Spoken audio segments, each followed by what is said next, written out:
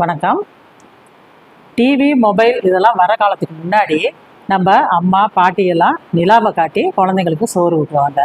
நிலாவை காட்டி சோறு ஊட்டுறது நம்ம குழந்தைங்களை ஏமாற்றி சோறு ஊட்டுறதா நம்ம எல்லாரும் நினைச்சிட்டு இருக்கோம். இதில் நம்ம முன்னோர்கள் சொன்ன ஒரு மிகப்பெரிய அறிவியல் ஒன்று மறைஞ்சிருக்குது. குழந்தை தாயோட கருவில் இருக்கும் பொழுது அதற்கு உணவு தொப்புள் கொடி மூலியமாக உணவு போகும்.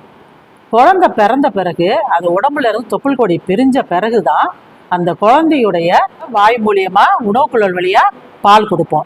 குழந்தைக்கு பால் கொடுக்க ஆரம்பிக்கும் போதுதான் அந்த குழந்தையுடைய உணவுக்குழலுடைய விட்டம் விரிவடைய ஆரம்பிக்கும். இது முழுமையா விரிவடைகிறதுக்கு 5 வருஷம் ஆகும். நம்ம அம்மாலாம் சாப்பாடு ஊட்டும் போது நிலாவை பாரு அப்படின்னு சொல்றது நம்ம மேல் நோக்கி நிலாவை பார்ப்போம். அது போல குழந்தைங்க நிலாவை அண்ணாந்து பார்க்கும்போது என்ன ஆகும்னா அந்த தொண்டையும் உணவு குழலும் விரிவடைய ஆரம்பிக்கும். அப்ப விரிவடையும் போது அது குழந்தை சாப்பிட்ற உணவு ஈஸியா இரைப்பைய போய் சேர்ந்துடும். குழந்தை இப்படி தொடர்ந்து மேல் நோக்கி பார்த்து உணவு சாப்பிடும் போது அந்த குழந்தையோட உணவு குழலுக்கும் இரைப்பைக்கும் ஒரு நல்ல பயிற்சி கிடைக்குது.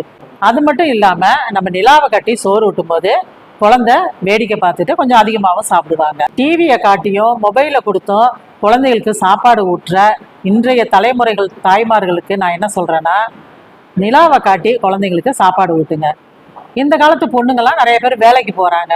நாங்கள் வேலைக்கு போயிட்டு டயர்டா நாங்கள் எங்க குழந்தைங்களுக்கு நிலாவை காட்டி சாப்பாடு ஊட்டுறது அப்படின்லாம் நீங்க கேட்பீங்க. நம்ம குழந்தைங்களுக்கு ஒரு நல்லதுன்னா செய்யறதுல தப்பு இல்லை இல்லைங்களா? நிலாவை காட்டி சாப்பாடு ஊட்டுங்களேன். நம்ம முன்னோர்கள் செஞ்ச ஒவ்வொரு விஷயத்துக்குமே ஒரு காரணம் இருக்குது. ஃபாலோ பண்ணுங்களேன். நன்றி, வணக்கம்.